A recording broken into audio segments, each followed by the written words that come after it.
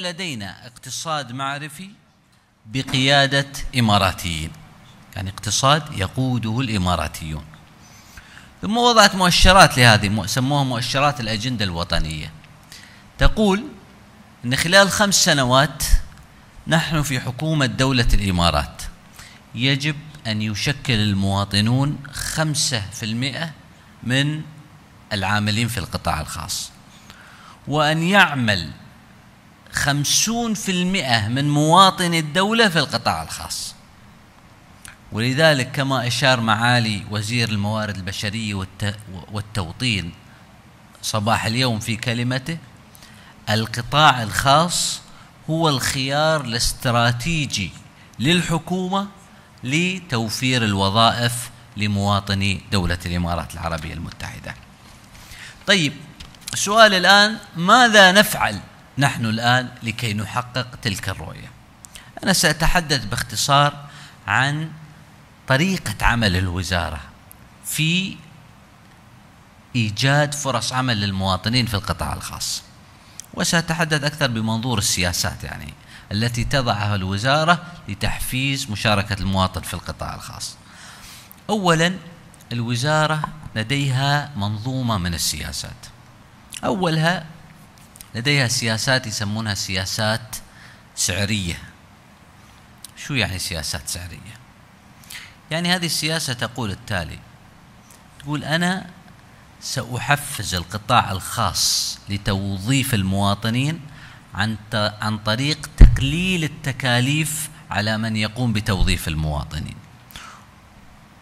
يعني باختصار، مثل ما تقوم بعض الدول مثلا لتحفيز الناس على استخدام مثلا السيارات الكهربائية، فتجد الحكومة توفر ما يسمى في تلك الدول بتاكس بريك، خصم على الضرائب لمن يقوم باستخدام السيارات الكهربائية، وتجد الناس يقبلون على شراء تلك السيارات.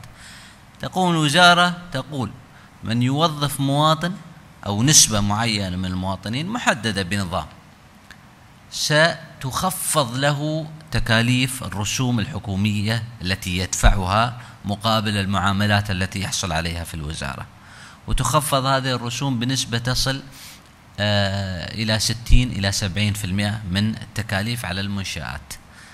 فبهذه الطريقة أنت تحفز الشركات على توظيف المواطنين. الطريقة الأخرى هي بتقديم حوافز للمواطنين أنفسهم للمشاركة في القطاع الخاص. يعني كيف أشجع المواطن أن يذهب للقطاع الخاص؟ هذه مبادرة أطلقها صاحب السمو الشيخ خليفة بن زايد رئيس الدولة، وأطلق عليها مبادرة أبشر، وتعتمد على فكرة أن المواطن الذي سيعمل في القطاع الخاص سيحصل على حزمة من الحوافز لتشجيع مشاركة المواطنين في القطاع الخاص. وعدد المشاركين أو المستفيدين من تلك الحزمة من الحوافز بلغ أكثر من 6000 مواطن يعملون في القطاع الخاص. هناك كذلك سياسة تشجيع ريادة الأعمال. كيف أشجع المواطن على أن يقوم بريادة الأعمال؟ ريادة الأعمال يعني يؤسس شركة خاصة له، المنشآت الصغيرة والمتوسطة. تقوم الوزارة من خلال سياسة تحفيز المنشآت الصغيرة والمتوسطة بتقديم مجموعة من الخصومات لتلك المنشآت المسجلة ضمن المشاريع أو الهيئات دعم مشاريع الشباب، منها الإعفاء من ضمانات مطلوبة على غيرهم، منها التصنيف على فئات أفضل من غيرهم. هناك أيضا أسلوب آخر، سياسة أخرى، هي سياسة نسميها سياسات كمية. تقوم الوزارة بتحديد وظائف معينة في القطاع الخاص، وتقول هذه الوظائف لا يمكن أن يشغلها غير مواطن. منها مثلا وظائف مدراء وكالات التوظيف، أو مدراء وكالات توريد العمالة، أو المندوبين الحكوميين لدى الشركات التي تقع في فئة معينة، أو موظفي مراكز تسهيل. مراكز تسهيل هي شركات تابعة للقطاع الخاص ومملوكة من رجال أعمال. فهناك مجموعة من المهن قالت الوزارة يجب أن تخصص هذه المهن للمواطنين، لا يمكن أن يشغلها غير مواطن.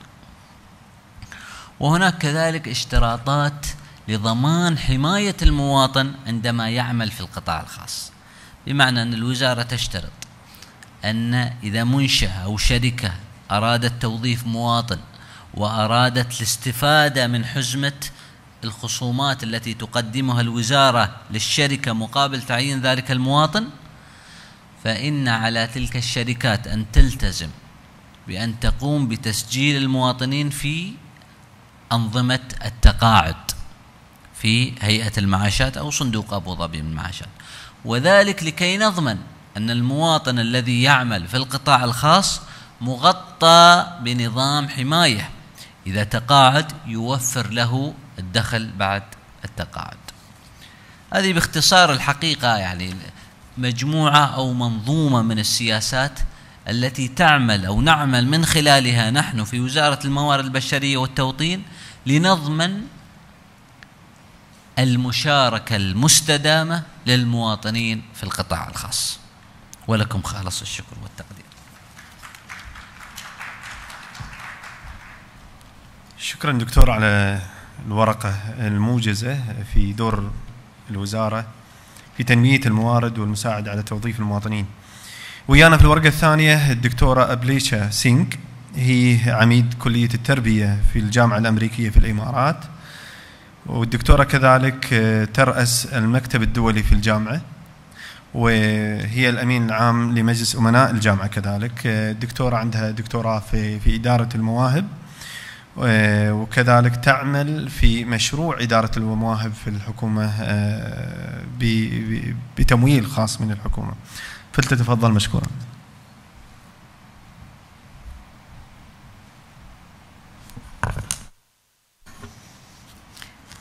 Thank you for that brief introduction. I just need a couple of minutes to find the presentation. If I can identify quickly.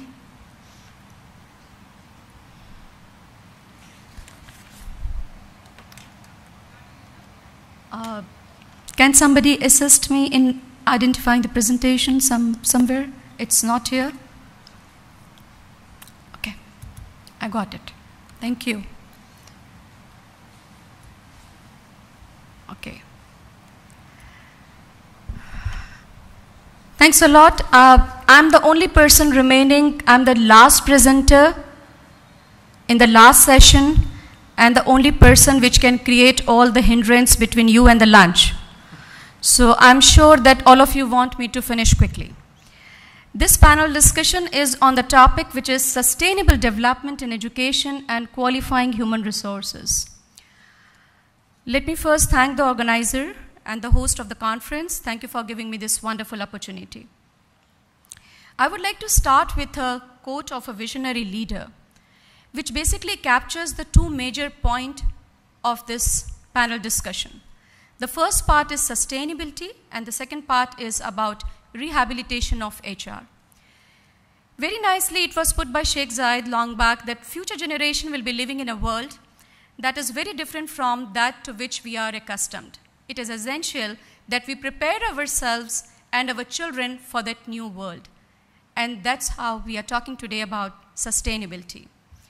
The second quote, which says that no matter how many buildings, foundations, schools, and hospitals we build, or how many bridges we raise, all these are just material entities. The real spirit behind the progress is the human spirit, the able man with his intellect and capabilities. And here the focus was that people are your asset. So start focusing on that. And that's what basically Mr. Essa was focusing on. Let's go further. I was thinking there will be a lot of educationists sitting here in the hall and we can discuss some of the points. But I'm sure the presentation might be a little interesting for you. I would like to start with the educational landscape, where I'm noticing there is a paradigm shift when it comes to this region. The region, if you look it is known more for oil, gas, political turmoil, or let us say military issues. But in a very short span of time, it has emerged in the world map as a very important destination for education.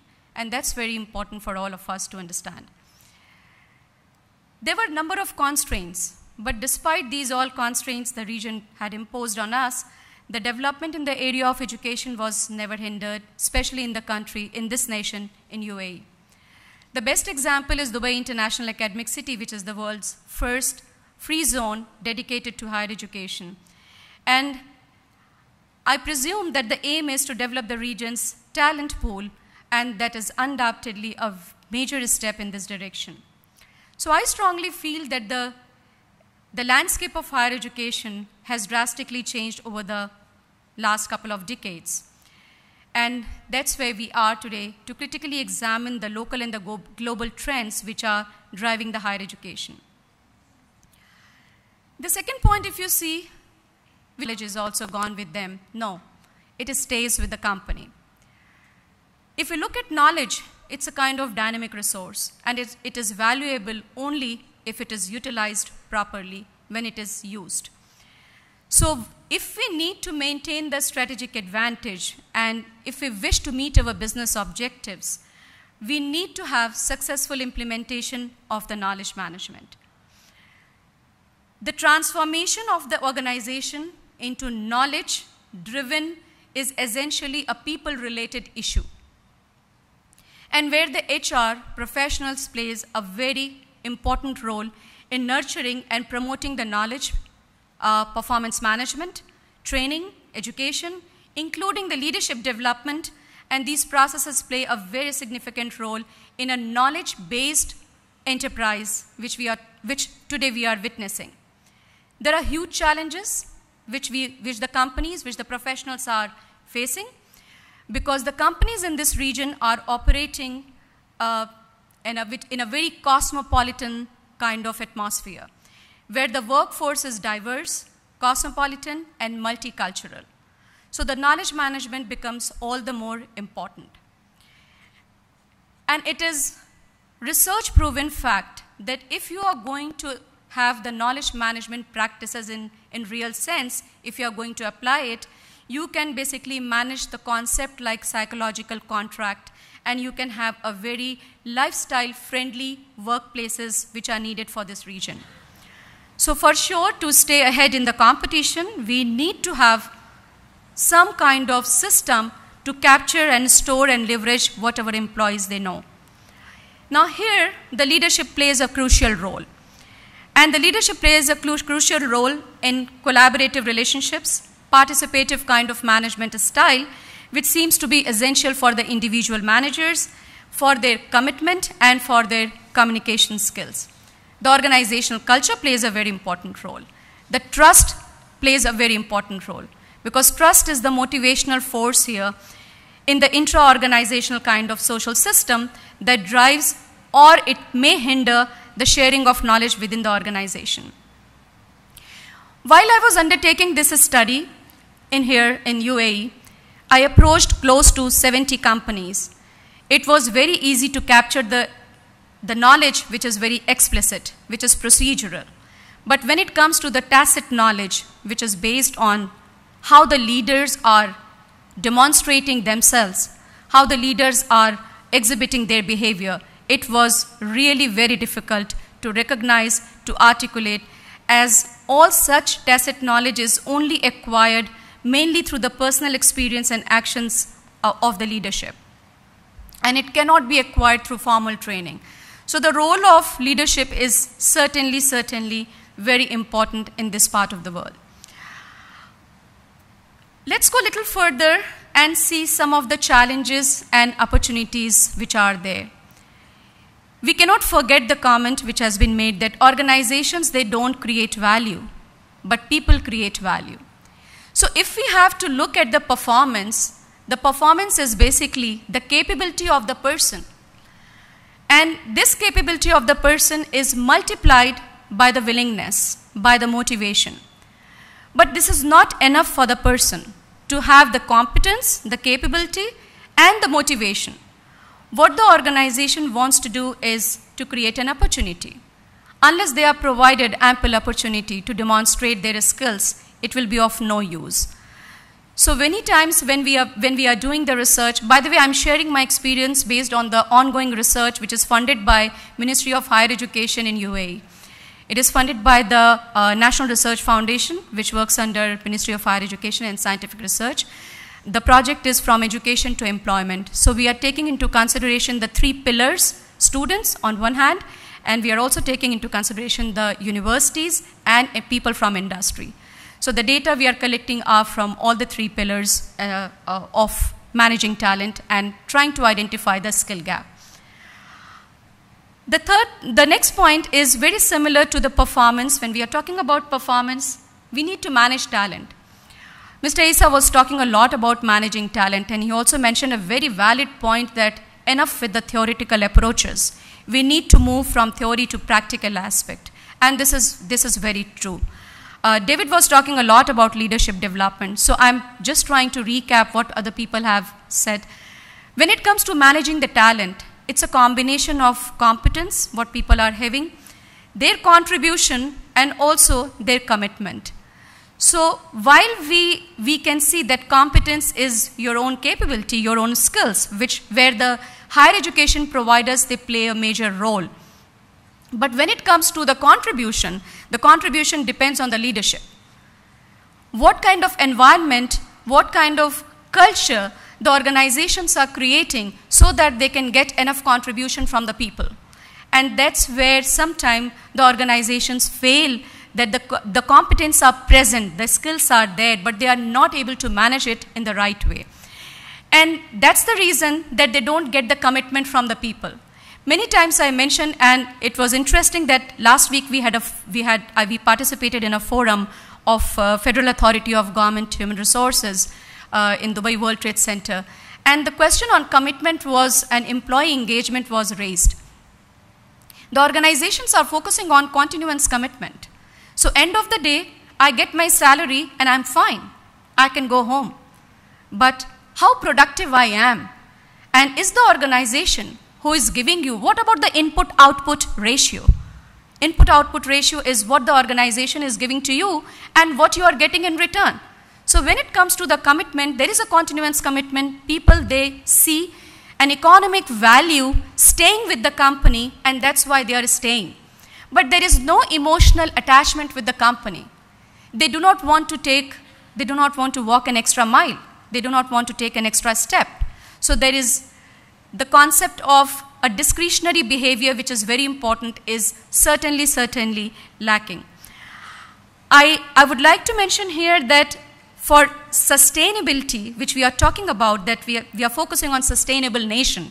So education definitely must serve as a key enabler, not only to compete globally, but also to harness the potential of human capital, and where the concept of competence, contribution, and commitment plays a key role.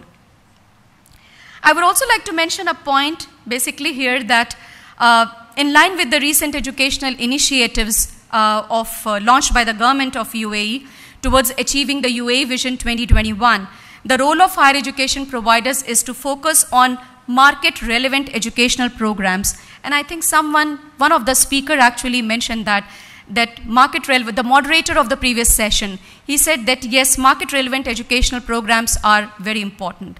We also need to have a truly world-class educational infrastructure, which is lacking somewhere, and also to focus on skill development to ensure that the product which we are delivering, which the higher education providers are delivering, are capable of competing in the marketplace. And I'm sure this is what Mr. Isa is also focusing on, that whatever product are coming from the higher education, these products can compete globally, and these products are really having the skills which are required by the market. The point which is important here is there is availability of and productivity of human capital. And this is where we need to focus, and not on the financial capital, which represents the major ongoing restraint and sustained development. Somewhere, if you see that there is a misalignment between the secondary and the post-secondary education as well. So there are some concerns related to the present system of the secondary education. Is it allowing basically, is it ensuring a very orderly kind of progression from elementary to advanced level? So when we are in the university, we sometimes see that when students come, there is a gap. And we take a long time actually to bridge that gap, which needs to be taken care at the school level itself.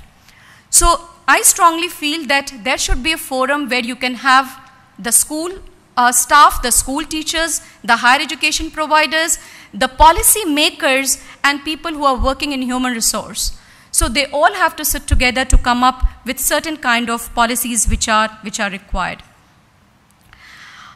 Employee engagement and commitment is a serious matter of concern in GCC region. I hope you know that the current data says that each person who is contributing, there is another person who is not contributing. This is the data which has been revealed. So the employee commitment and employee engagement in this region is just 49.5%, which is very poor. And especially if you are considering and if you are looking the data globally. Let me go a little further, and I would like to say that a very interesting comment is there is an opportunity for the nationals to bridge the gap. And here lies the role of the higher education providers. Now, each country is taking a different strategy. If you look at the GCC countries, they are taking different kind of approaches when it comes to addressing the employment issues. In Saudi Arabia, it is Nitakat scheme, which has come up. If you look at UAE, it's Emiratization program. The previous speaker has focused on the Emiratization program as well, and what is the strategy of the ministry in this regard. So at the same time, if you look at the cost of the skilled labor, it has increased recently due to the high demand for skilled national talent, as well as the government regulation, which is increasing the level of general inflation. Public sector salary is high, which creates a significant difference. So we are forcing the private sector company to take the Emiratis. But why the Emirati will be interested to go into private sector? Yes, you have a quota, but why I will be interested to go there? There is a huge difference in, let us say, salary, huge difference in the benefits. So why as an Emirati I will be interested? I just have a feeling that the gap between the public and the private sector is widening, which is creating a disparity in employment and further entrenchment of the currently highly segmented labor markets in the region.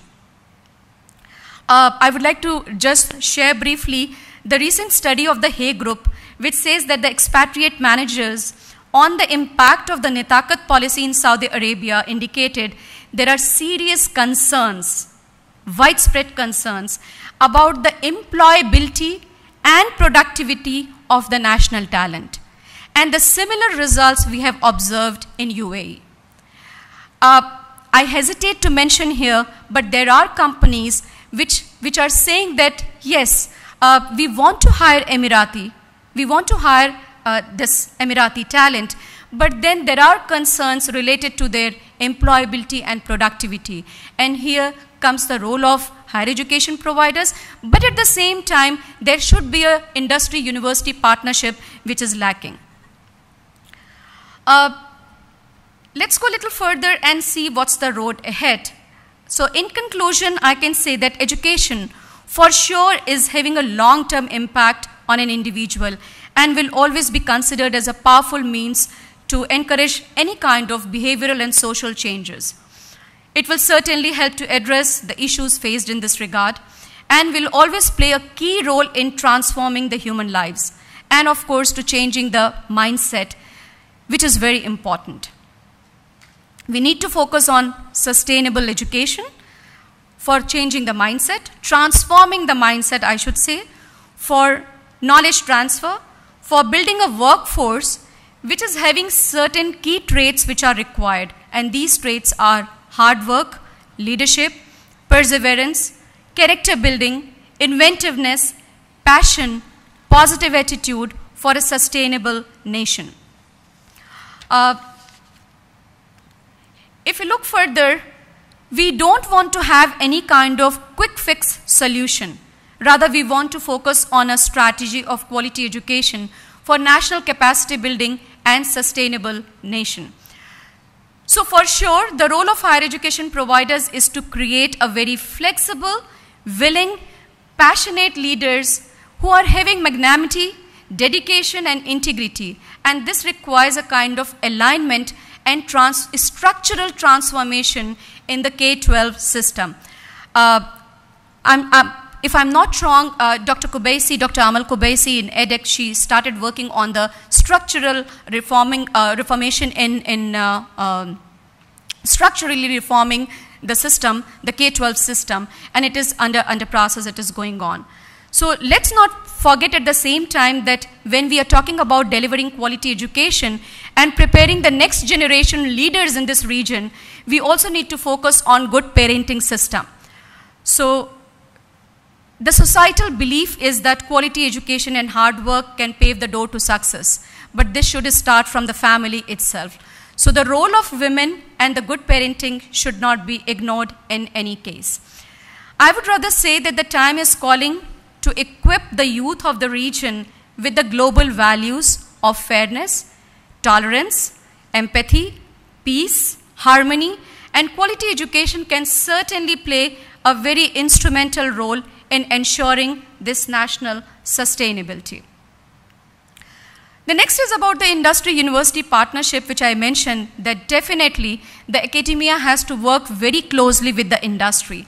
And vice versa, the industry, the academia is going to assess the industry in any kind of research and training. So the IUP, the industry-university partnership, plays a very important role. One of the approach which is becoming very common in the present scenario is task, which we say that it is talent, attitude, skill, and knowledge. And it is applied across all sectors to develop the human capital. So in short, this is what we are saying, that we need to equip the students more with the soft skills rather than the technical skills, because we always say that you can be hired in the company based on your technical skills, but you can be fired from the company because of your poor attitude, because of your bad attitude. So the soft skills are very important. Sometimes I feel like people who are working, couple of comments which came while interviewing the Emiratis was, nobody can fire me. So this was very interesting for us to note that if you are having this kind of attitude, probably you will not develop yourself. You will not focus on your own potential because you have not reached your potential yet. There is potential still remaining, so you can still work on yourself. In conclusion, I have discussed the points, but I would like to just focus some of the points. I'm skipping this slide, considering the time. Before we come to this last quote, I would like to say that there are very simple ingredients that any educational system must include in order to ensure a well-educated, tolerant, secured, skilled society and peaceful world, which can make basically a very self-sustainable nation. And before concluding my thoughts, I would like you to read and think about it, what has been said here by the great visionary leader. The real asset of any advanced nation is its people, essentially the educated ones, and the prosperity and success of the people are measured by the standard of their education. So with these words, I conclude my thoughts. If you have any questions, you are welcome to ask. Thank you.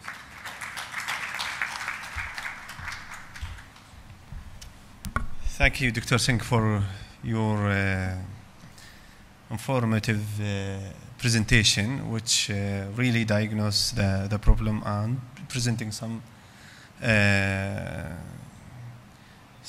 solutions from your point of view.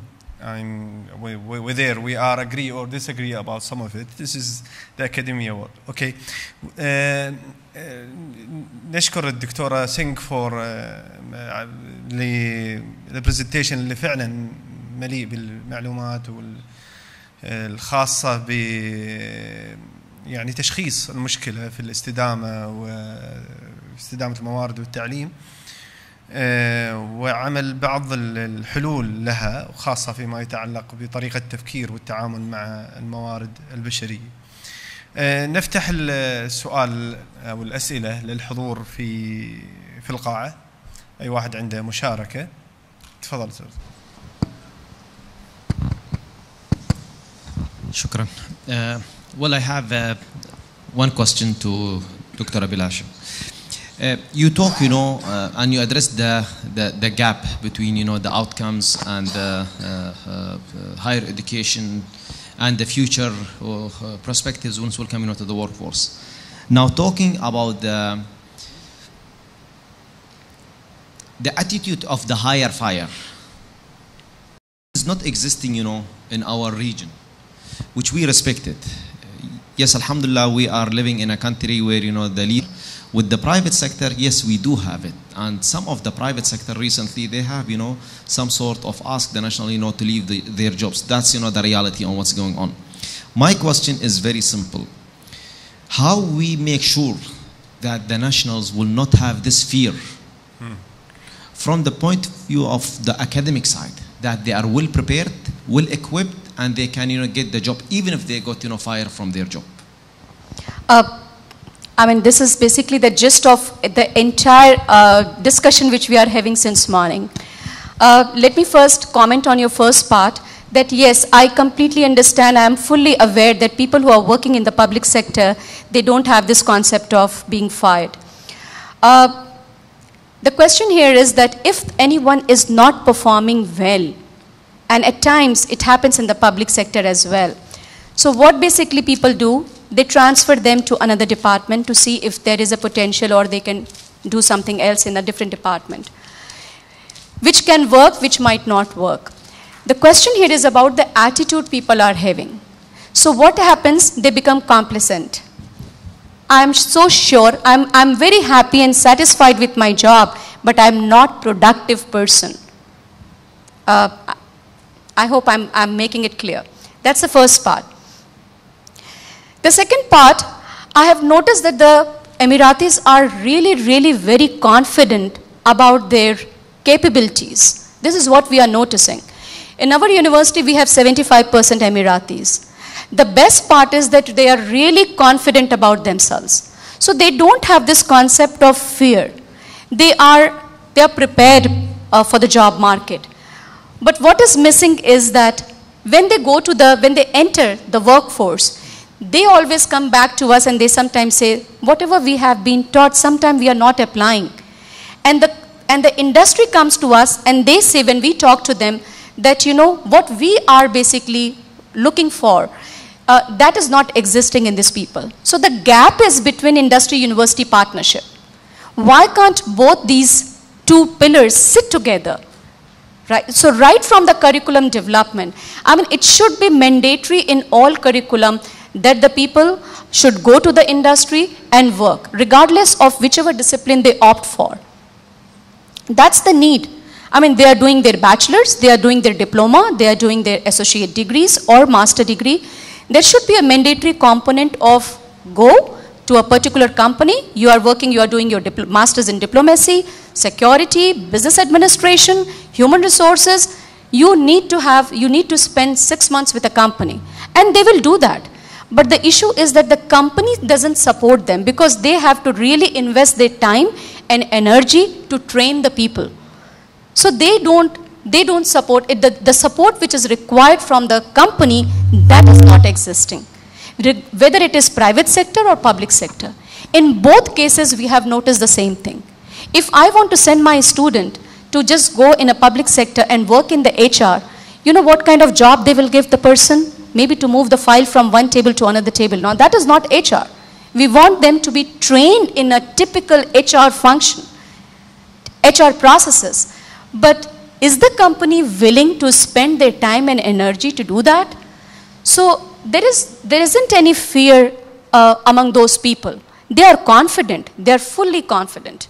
I mean, it's very interesting to note that sometimes we have noticed that when you ask them to give a presentation, There might be some language constraint, but they are fully confident. They don't hesitate. So that's what we are noticing. But yes, there is a gap, there is a big gap, and it is widening because the industry and universities are not coming together. شكرا دكتورة، تفضلي.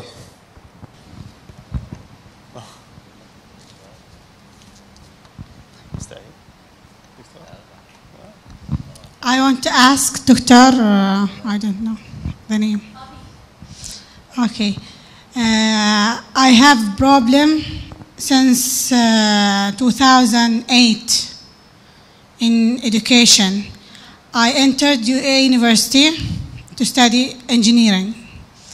Then I moved to Sharjah University to study business administration. And there's a gap, very big gap between these two universities. They accept only 2 courses from 2.5 years. Just 2 courses, Islamic thoughts and math only.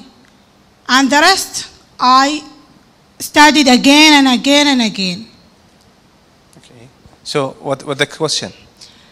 Why there is no collaboration between universities, the private one and the government one? I can answer your question in a very technical way. First, it's a ministry requirement, but I'm not blaming the ministry here, right? Because what they are doing is absolutely needed in the region. But let me answer you in a different way. Each university is having certain courses, and each courses are having certain outcomes. So the courses which are being offered, sometimes the names are similar, but the outcomes are different. You got the point? So that is why it happens at times that you have taken the course which might suffice University of Sharjah, but it is not sufficing American University in Sharjah. Or let us say, so this is some courses which are easily transferable. They just look at the course description, and if you are covering more than 75% learning outcomes, they transfer it. Otherwise, it is not transferable. But I asked the dean, and he accepted all the courses. But when the instructor they met together, they don't accept anything. I think I will be very brief here. It's a very personal question which will not be very interesting for the entire forum, so we can discuss it later. But all the universities which are accredited by Ministry of Higher Education in UAE, they are having almost common policies. So if they are not accepting your certain courses, there might be a valid reason for that. Okay, thank you. Okay. الصبح ما شاء الله عندنا الوزير وعندنا الوكلاء موجودين هنا، ما سألتيهم أنت عن وزارة التعليم ويردوا عليك. بالتوفيق إن شاء الله. حد عنده أي سؤال ثاني كذلك؟ ما في أي أسئلة؟ إذا ما في أسئلة نشكر المتحدثين على البرزنتيشنز والمعلومات اللي أعطونا إياها، جزاهم الله خير. وإن شاء الله نلتقي بكرة في جلسات أخرى للمؤتمر اللي راح تبدأ إن شاء الله من الساعة 10 صباحا إن شاء الله. السلام عليكم ورحمة الله.